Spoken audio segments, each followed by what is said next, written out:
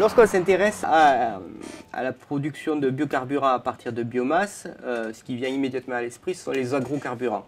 Hein, c'est-à-dire l'utilisation soit de canne à sucre ou de maïs pour faire du sucre puis de l'éthanol, ou le soja, le tournesol et le colza, dont la teneur en huile des graines permet d'extraire des huiles végétales et de faire de ce qu'on appelle du biodiesel.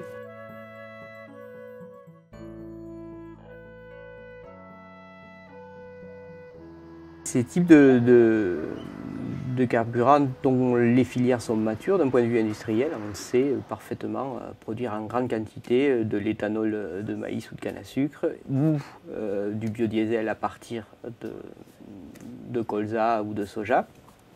Donc ces technologies qui sont matures ont plusieurs inconvénients. D'une part, elles mobilisent des surfaces agricoles, puisque ce sont des plantes qui sont aussi comestibles. Compte tenu de ces productivités faibles, si l'on voulait produire de manière massive et significative des carburants par ces procédés-là, on serait obligé de monopoliser des surfaces extrêmement importantes, donc de l'ordre de la surface agricole.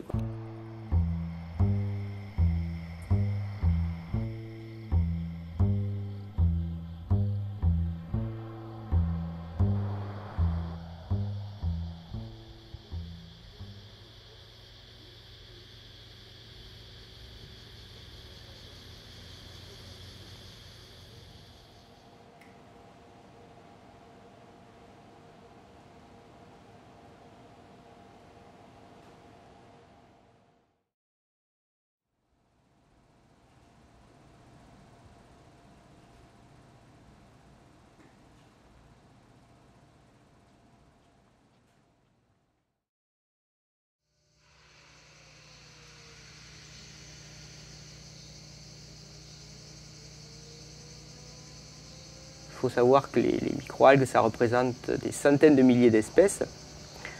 Ceci est une estimation, c'est-à-dire il suffit d'aller faire un prélèvement dans la nature pour en trouver de nouvelles. Donc, sachant que sur cet immense réservoir de biodiversité, on n'a exploré qu'une infime partie.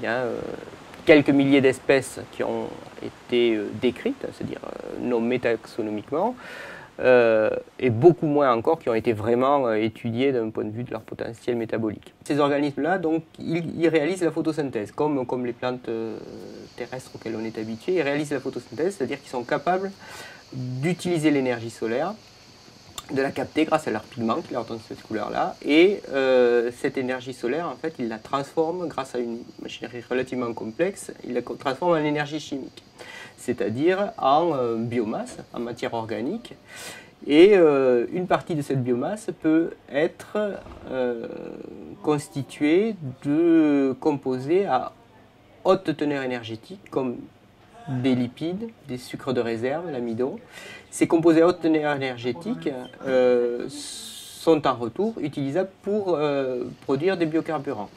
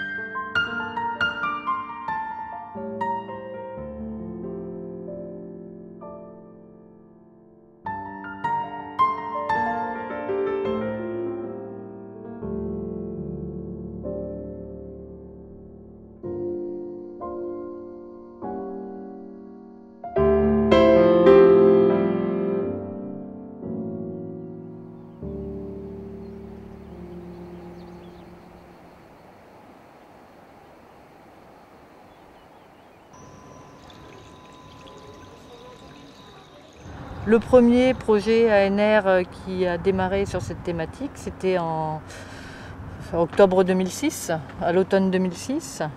Et là, on partait un peu à l'aventure. On ne savait pas trop où il fallait. L'idée de base, c'était microalgues biocarburants, mais quelles microalgues, donc il fallait déjà sélectionner. Nous, on est parti sur une microalgue qui avait un peu des données dans la littérature. Bien qu'elle ne soit pas du tout connue pour produire des lipides, on a quand même regardé ce qu'elle pouvait faire, au moins à titre de comparaison.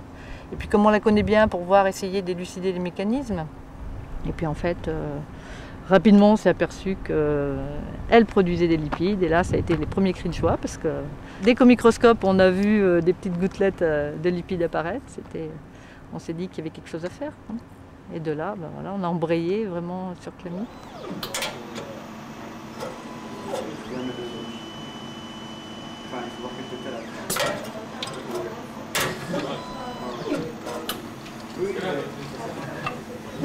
Ah, c'est vrai que tu t'arrêtes à minute.